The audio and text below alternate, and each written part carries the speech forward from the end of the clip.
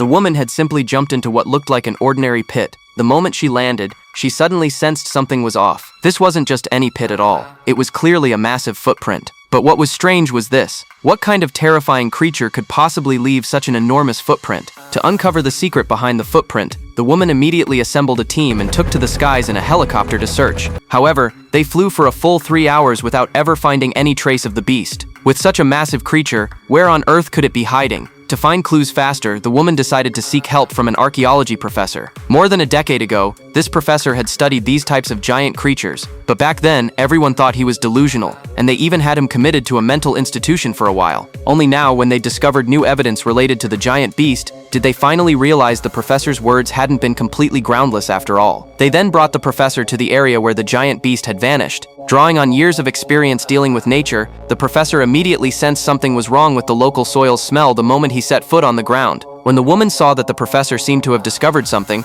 she quickly followed him over. The professor pulled out a map he'd drawn more than a decade ago to compare, and found that the terrain before them didn't match the map at all. There was even an extra mountain that had appeared out of nowhere. Just as the two were preparing to carefully check the differences in the map, the mountain behind them suddenly opened an eye. As if sensing something, the woman turned around to look, only to see a gigantic eye staring directly at them.